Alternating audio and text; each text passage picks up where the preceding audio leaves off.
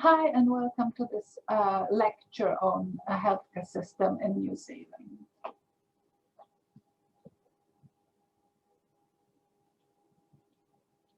So this is what we will cover in this session.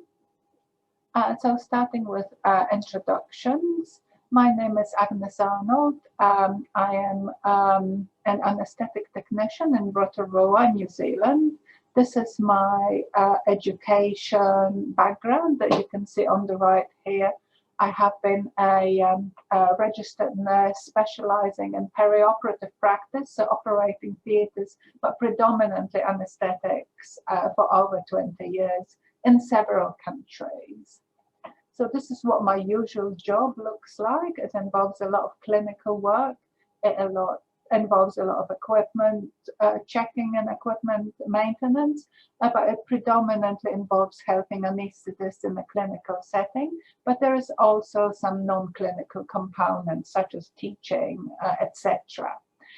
So there's also a lot of nighttime work.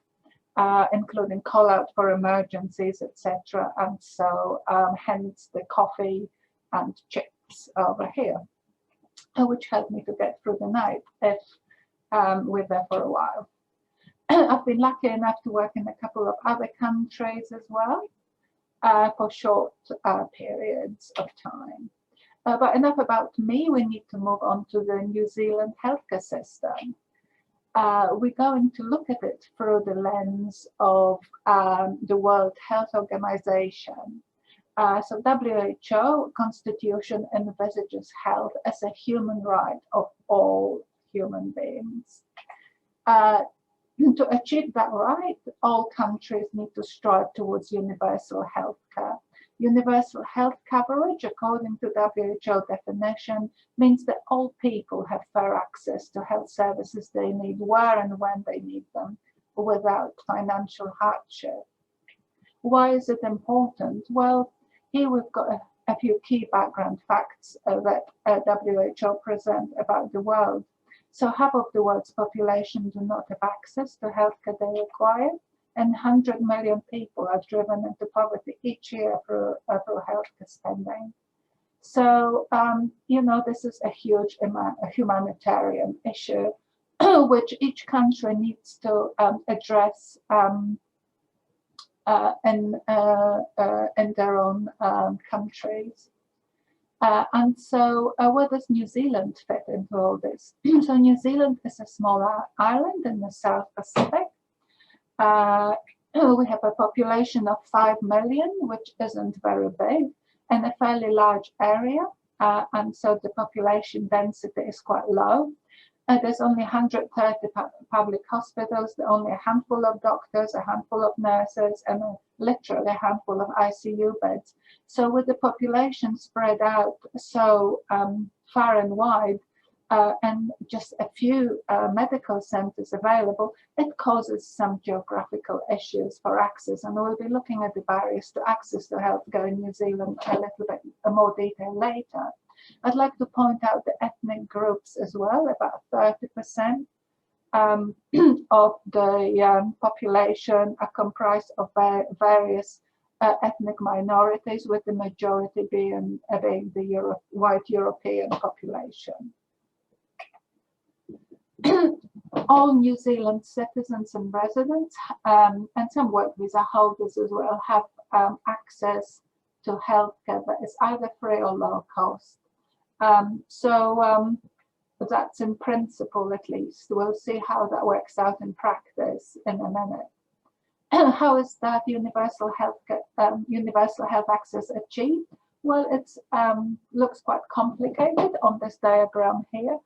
But we're not going to look at every aspect of it, just a few main areas. So we've got the, you know, we can point out that the central government and the Ministry of Health run the entire of the healthcare and disability sector in New Zealand.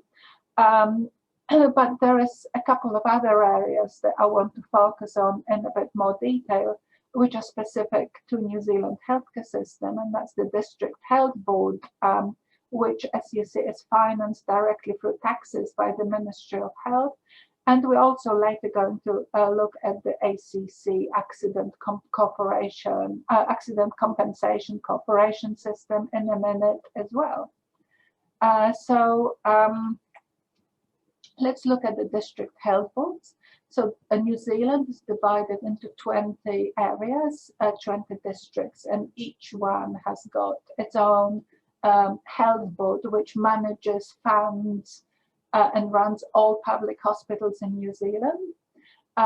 So moving back to a slide here, district health boards get money from Ministry of Health from taxes and provide all of the, all of the tertiary and secondary services, hospital level, for free for everyone.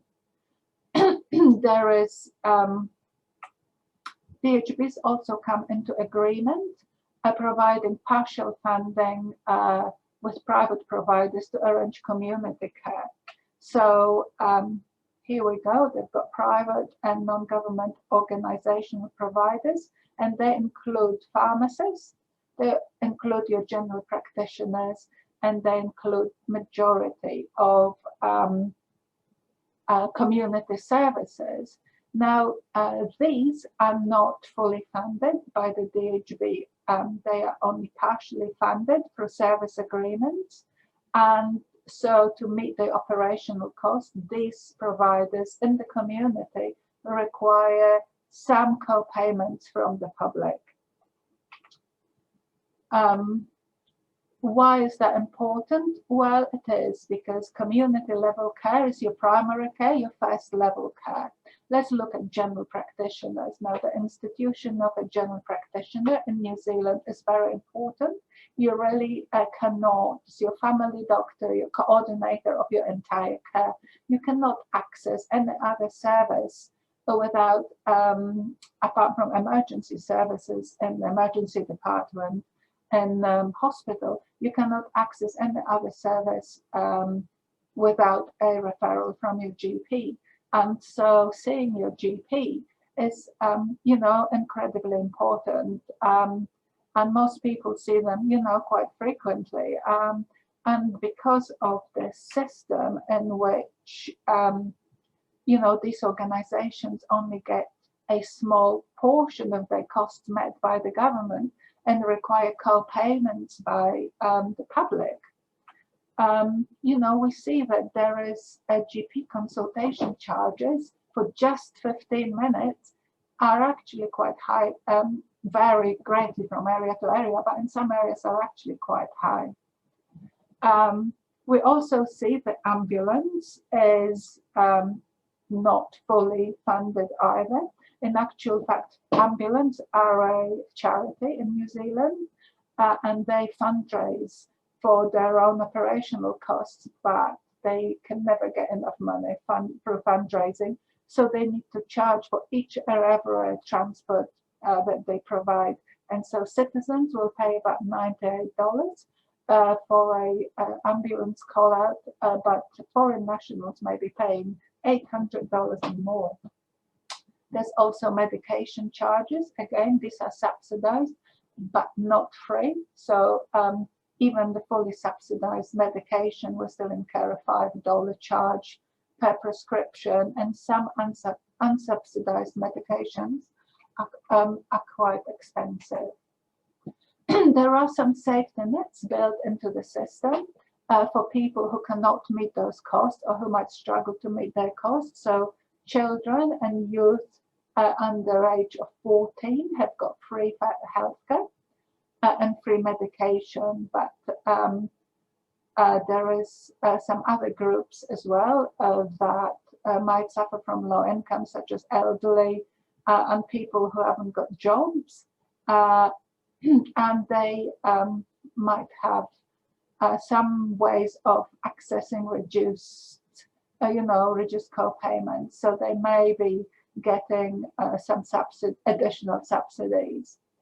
And there's also cap on how much you can pay per year on medication. However, you know, these are, you know, there's still people who fall through the cracks to access some of these subsidies. you may, need to jump through several administrative hoops, and yes, so some people may still fall through the cracks and not be able to access those. So how does it all split up? I'm sorry, these are slightly dated figures, but as far as I'm aware, those percentages haven't changed that much recently. So we have got publicly funded services, which is your 83%. But if you look at privately funded, 20% is still a reasonable amount of private funding. And of that, 10% of the entire healthcare funding in New Zealand comes from out-of-pocket payments by individuals. And let's just look at the ambulance as well. They also are needing to fundraise for their costs, so that's quite an interesting system. So we can beginning to see, we're looking at these percentages that cost could be quite a significant barrier to healthcare in New Zealand for some people, especially if they do fall through the cracks in those safety nets. So socioeconomic status is a big driver of that. With Maori and Pacific Islanders more likely to suffer deprivation and poverty in New Zealand than non-Maori, non-Pacific citizens. We've got geographical barriers. We've already discussed it. We've only got a handful of hospitals, a handful of doctors. We need to, some people might have transport issues to, some areas might not have a GP. You might have to travel a long way to get to one. Some areas don't have telephone and internet access, so that causes additional issues for access for those people. And we saw how many ethnic minorities we have in New Zealand as well.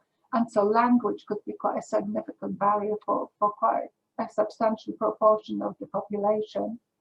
There's educational barriers, there's cultural barriers, there's institutional barriers, there's societal barriers, political barriers, historic barriers.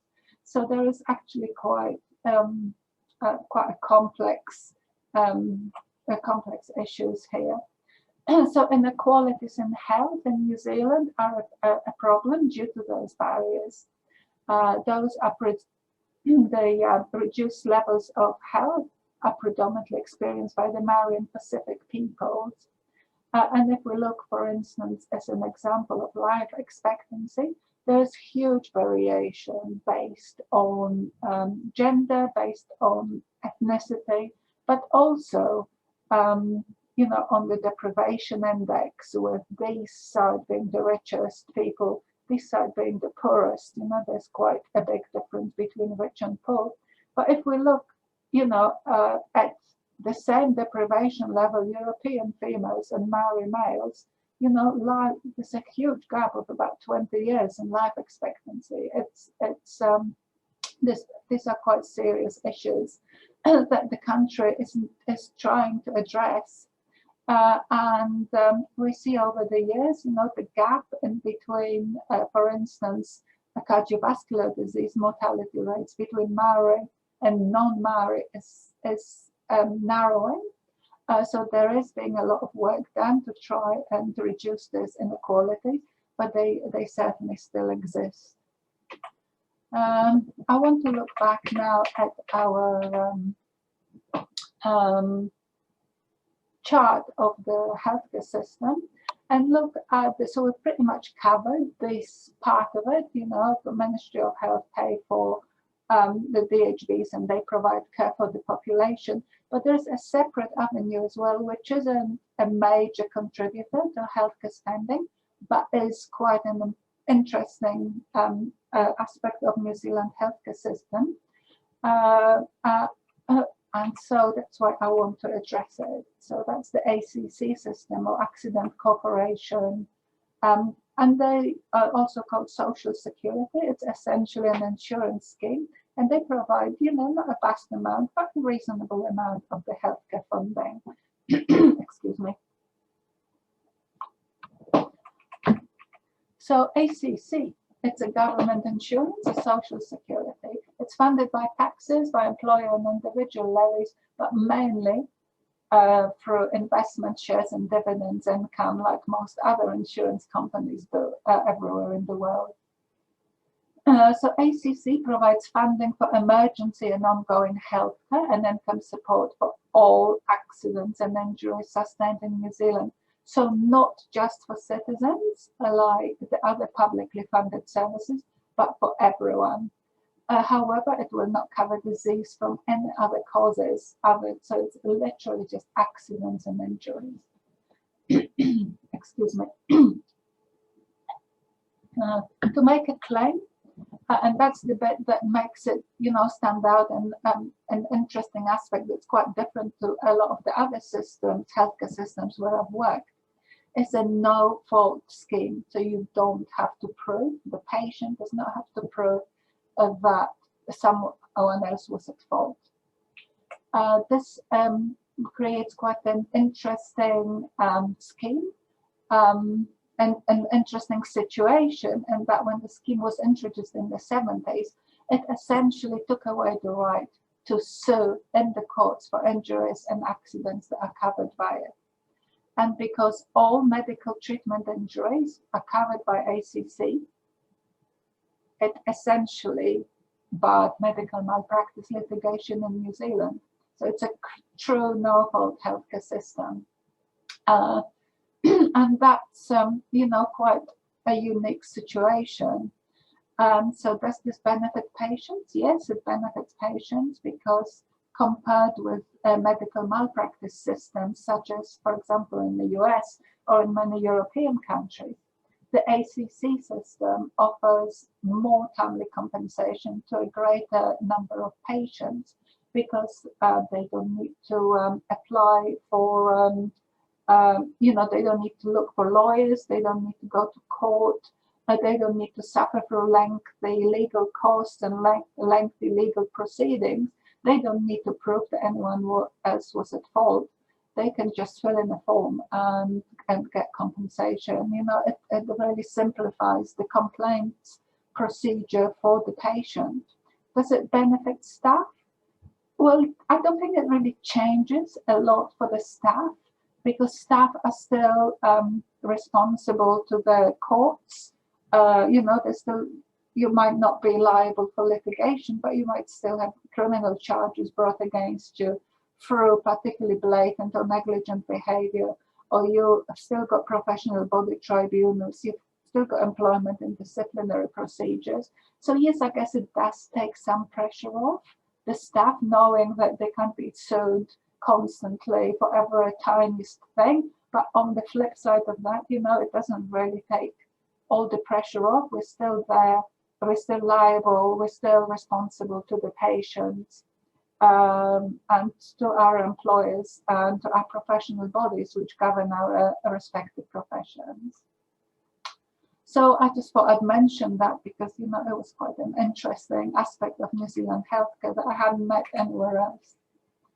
So how is New Zealand doing in achieving universal health coverage in the light of what we've heard so far? Well, there is two markers of universal healthcare according to WHO. A population that can access essential quality health services. Well, at least in principle, every New Zealand citizen can. We've seen there are some barriers, we've seen there are some inequalities, but overall, in principle and by and large, most people can and do access quality health services when they need them. Proportion of the population that spends a large amount of household income on health. Again, there are costs, but there are also safety nets to protect people from those costs who can't meet them. And yes, some people still fall through the cracks. And yes, there's still some way to go. But we also see that WHO clarifies that universal health coverage does not mean free access to every possible health service for every person, because resources are limited. No country would be able to provide everything free for everyone all of the time. And so every country has got a different path to achieving it. And so how does New Zealand path look against all the other countries? Well, New Zealand, according to WHO, ranks 41 out of 191 countries that they've ranked when it comes to healthcare coverage. So we're probably not doing too badly, although there's definitely room for improvement. And according to Commonwealth Health Fund, New Zealand has achieved universal health coverage for a mostly publicly funded, regionally administered delivery system, which, like I said, is not perfect, but you know, it's a work in progress, and we're striving towards improving it all the time.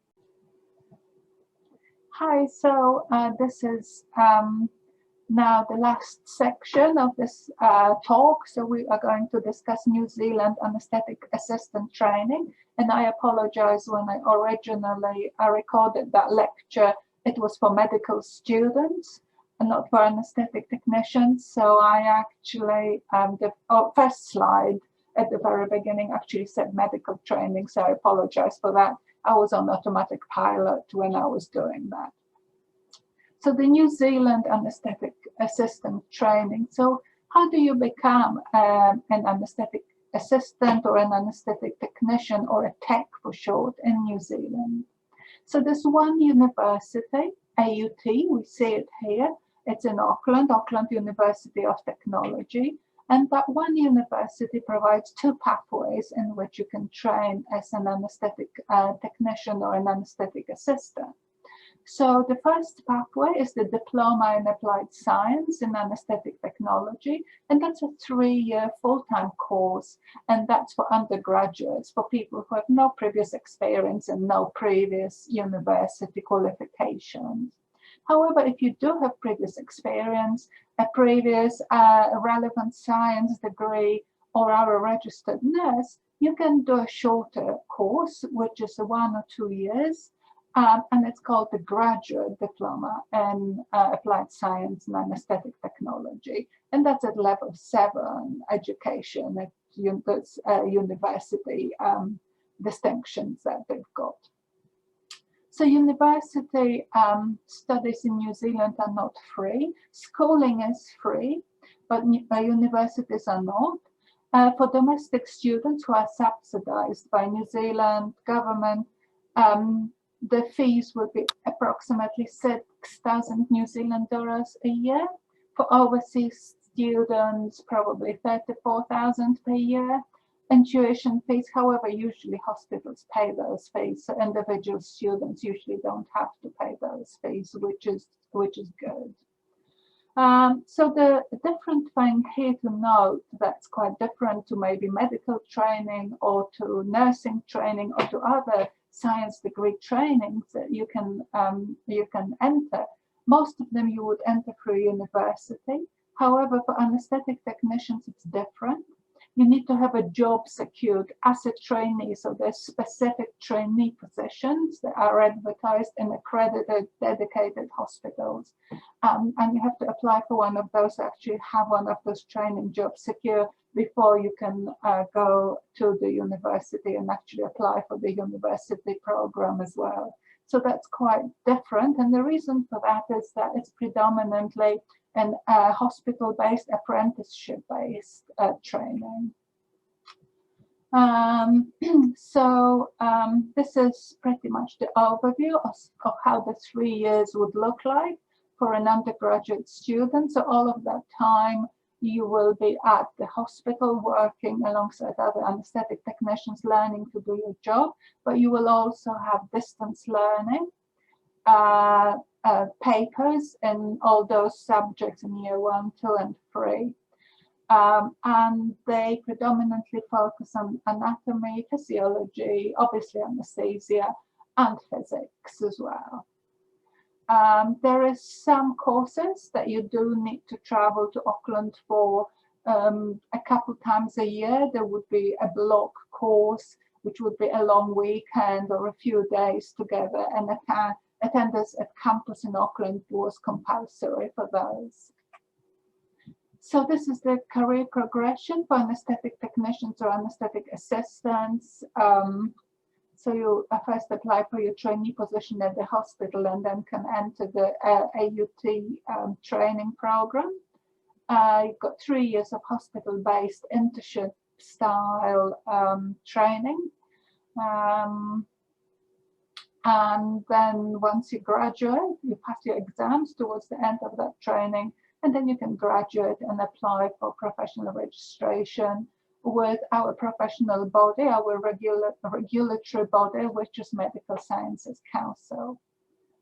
Then once you've got those, you can apply for jobs as a trained anesthetic technician, and the full-time equivalent is about 40 hours per week. And that includes weekends, nights. However, there is on-calls and overtime, which are extra. They are over and above those 40 hours. Generally, once trained, anesthetic technicians have got a lot of freedom to move around and get different jobs around the country. There is usually a fair few vacancies around. And there's also some possibilities to expand practice. Probably not as many as there are for nurses, but they certainly do exist. So you could, some anesthetic technicians work in ICU, some work in helicopter ambulance, some in PIC lines. There are some opportunities in teaching, leadership and management as well. So I hope you've enjoyed the lecture, and thank you very much.